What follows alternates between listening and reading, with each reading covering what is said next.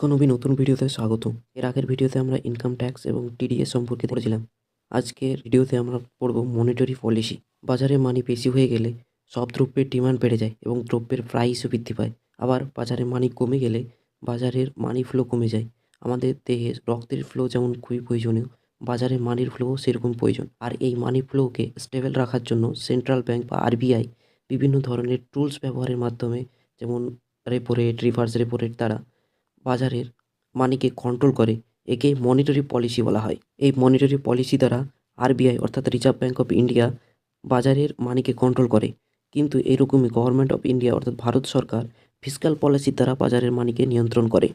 এই মনিটারি পলিসিকে দুই ভাগে ভাগ করা হয়, হলো এক্সপ্যানশনারি পলিসি এবং অপরটি হলো কন্ট্রাকটেশনারি পলিসি। এক্সপ্যানশনারি পলিসি দ্বারা বাজারে মানি সাপ্লাইকে ইনক্রিজ করা হয়, অর্থাৎ মানি সাপ্লাইকে বৃদ্ধি করা হয়। ফলে বাজারের যে প্রাইস, সে প্রাইস ইনক্রিজ পায়। এই মানি সাপ্লাই বৃদ্ধি করার জন্য ব্যাংক থেকে ইন্টারেস্ট রেটকে কমিয়ে দেওয়া হয়। কনস্ট্রাকশনারি পলিসি দ্বারা তার বিপরীত করা হয়, অর্থাৎ বাজারে মানি সাপ্লাইকে ডিক্রিজ করে দেওয়া হয়। যে দ্রব্যের যে প্রাইস সেটাও ডিক্রিজ হয়ে যায় এবং এই বাজারে মানি সাপ্লাইকে ডিক্রিজ করার জন্য ব্যাংক থেকে ইন্টারেস্ট সেটাকে ইনক্রিজ করা হয়। এইভাবে এক্সপ্যানশনারি পলিসি দ্বারা বাজারে মানি সাপ্লাইকে ইনক্রিজ করা হয় এবং কন্ট্রাকশনারি পলিসি দ্বারা বাজারে মানিকে ডিক্রিজ করা হয়। এর ফলে বাজারে মানিকে নিয়ন্ত্রণ করা হয়। এই দুই প্রকারকে একসঙ্গে আমরা বলি মনিটারি পলিসি। মনিটারি পলিসির ইউজ বা কাজ হলো আমরা বাজারে যে এক্সচেঞ্জ অফ কারেন্সি অর্থাৎ বিদেশি কারেন্সিকে মেনটেন্স করা, বাজারে মানি সাপ্লাইকে রেগুলেটিং করা, মানি সাপ্লাই কমে গেলে সেখানে বৃদ্ধি করা এবং বৃদ্ধি হয়ে গেলে সেটাকে মানি সাপ্লাই কমিয়ে নেওয়া এবং মুদ্রাস্ফীতি মেনটেন করা। বাজারের মানি কন্ট্রোল নিয়ন্ত্রণের জন্য 6 জন মেম্বার নিয়ে 2016-তে এমপিএস অর্থাৎ মনিটারি পলিসি কমিটি গঠন করা হয়েছিল, যার চেয়ারম্যান ছিলেন আরবিআইয়ের গভর্নর। এরপরে আমরা পড়ব লিকুইডিটি অ্যাডজাস্টমেন্ট ফ্যাসিলিটি। লিকুইডিটি কথার অর্থ মানি, আর বাজারে মানিকে অ্যাডজাস্ট করার জন্য যে টুলস ব্যবহার করা হয় তাকেই লিকুইডিটি অ্যাডজাস্টমেন্ট ফ্যাসিলিটি বা এলএএফ বলা হয়ে থাকে। এই এলএএফকে 2000 সালে নরসিম্হা কমিটির রিপোর্টে তারা ইন্ট্রোডিউস করা হয়েছিল। এলএএফকে আমরা দুই ভাগে ভাগ করা হয়, একটা রেপো রেট, একটা রিভার্স রেপো রেট। যে ফিক্সড রেটে কমার্শিয়াল ব্যাংক, এসবিআই, আরআরবি সমস্ত ব্যাংক আরবিআই অর্থাৎ রিজার্ভ ব্যাঙ্ক অফ ইন্ডিয়ার কাছ থেকে মানি ধার নিয়ে থাকে তাকে বলা হয় রেপো রেট। কমার্শিয়াল ব্যাংকে আরবিআইয়ের কাছ থেকে মানি ধার নেওয়ার জন্য সিকিউরিটি মানি হিসাবে ব্যাংকে কোলেট্রাল জমা রাখতে হয়। অর্থাৎ যে ফিক্সড রেটে বিভিন্ন ব্যাংক আরবিআইয়ের কাছ থেকে মানি ধার নেয় সেই রেটকে বলা হয় রেপো রেট। রিভার্স রেপো রেটের উল্টো, কমার্শিয়াল ব্যাংক আরবিআইয়ের কাছে জমা থাকা কোলেট্রাল ফিরিয়ে দেওয়ার জন্য যে ফিক্সড রেটে তাদের মানি ফিরিয়ে নেয়, আরবিআইয়ের কাছ থেকে ফিরিয়ে দেয়, তাকে বলা হয় রিভার্স রেপো রেট। অর্থাৎ ব্যাংক আরবিআইয়ের কাছ থেকে নিলে তাকে বলা হয় রেপো রেট এবং আরবিআই ব্যাংকের কাছ থেকে নিলে সেটাকে বলা হয় রিভার্স রেপো রেট। রেপো রেটের তুলনায় রিভার্স রেপো রেট সবসময় কম হয়, অর্থাৎ রেপো রেটের মান সব থেকে বেশি হয়। প্রত্যেক ব্যাংকে প্রতিদিন ব্যাংকের মোট কিছু টাকার ক্যাশ আকারে আরবিআইয়ের কাছে জমা রাখতে হয়। ধরে একটি ব্যক্তির 100 লক্ষ টাকা ব্যাংকে জমা রাখলেন।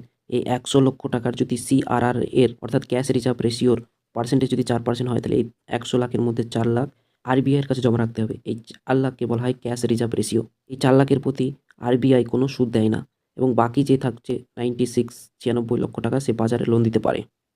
নেক্সট, এসএলআর বা স্ট্যাটিউটরি লিকুইডিটি রেশিও। ব্যাংক মেনটেন্সের জন্য ব্যাংকের কাছে তার নিজস্ব কিছু পরিমাণ টাকা রাখতে হয়। একে এসএলআর বা স্ট্যাটিউটরি লিকুইডিটি রেশিও বলা হয়। যেমন কোনো ব্যক্তি যদি 100 লক্ষ টাকা একটি ব্যাংকে যদি জমা রাখে, তার যদি এসএলআর যদি 20% হয়, তাহলে এই 100 লাখের মধ্যে 20 লক্ষ টাকা তাকে ব্যাংকের নিজের খাতায় রাখতে হবে এবং সিআরআর অর্থাৎ 4% যদি হয়, তাহলে এই 100 লাখের মধ্যে 4 লক্ষ টাকা আরবিআইয়ের কাছে জমা রাখতে হবে। 100 লক্ষের মধ্যে 20 এবং 4 মানে 24 লক্ষ বাদে 76 লক্ষ টাকা ব্যাংক পাবলিকের কাছে লোন দিতে পারে। যে সিএলআর এর যে মানি আরবিআইয়ের কাছে জমা রেখেছে এতে কোনো সুদ পায় না, কিন্তু এসএলআর এর টাকাতে ব্যাংক সুদ ইনকাম করে। এসএলআর এর টাকা নন ক্যাশ আকারে নিজের ব্যাংকের কাছে জমা রাখে, কিন্তু সিআরআর এর টাকা আরবিআইয়ের কাছে ক্যাশ আকারে জমা দিতে হয়। আরবিআই ব্যাংকে 3 ধরনের সুদের হারে টাকা ধার দেয়। একটা হচ্ছে এমএসএফ, মার্জিনাল স্ট্যান্ডিং রেট। খুব অল্প সময়ের জন্য বা এমার্জেন্সির সময় যদি আরবিআই ব্যাংকে ধার দেয় তাকে এমএসএফ বলা হয়। আর রেপো রেট তো আমরা একটু আগে বললাম যে নির্দিষ্ট 2 থেকে 14 দিনের জন্য যদি ব্যাংক আরবিআইয়ের কাছে ধার নেয় তাহলে রেপো রেট বলা হয়, এবং 14 দিনের বেশি বা 15 দিনের বেশি সময় থাকলে তাকে বলা হয় ব্যাংক রেট। এই এমএসএফ খুব শর্ট টাইমের জন্য নেওয়া হয়, তাই এমএসএফই যে রেট আছে, এমএসএফের যে রেট আছে সেটা রেপো রেটের করতে বেশি হয়। একইভাবে ব্যাংক জনগণকে 2 ধরনের সুদের হারে টাকা ধার দেয়। একটা হচ্ছে পিএলআর, প্রাইমারি ল্যান্ডিং রেট। এটা সমস্ত ব্যক্তির জন্য আর একটা হচ্ছে বেস রেট। এটা ব্যাংকের কিছু স্পেশাল কাস্টমারদেরকে দিয়ে থাকে এই বেস রেটে। বেস রেটের নিচে ব্যাংক কোনো সময় জনগণকে টাকা ধার দিতে পারে না।